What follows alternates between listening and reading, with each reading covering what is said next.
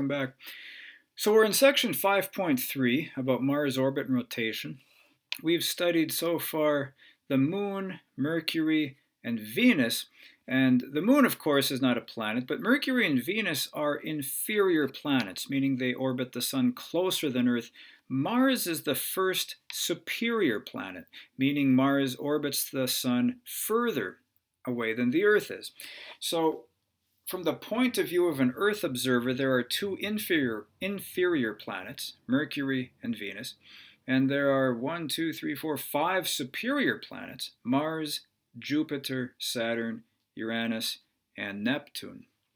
Count Pluto if you really want to.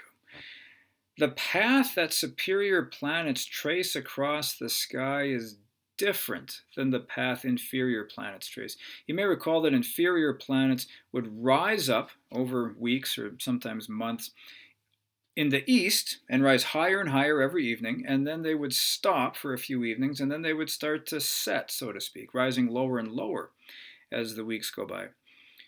For superior planets, it's the opposite. Superior planets will rise up in the east, they move across the sky, they stop, they go backwards. In other words, they have retrograde motion for a few days or weeks, and then they stop again and then continue on towards the west where they eventually set. All of this happening over the course of several months for an Earth observer.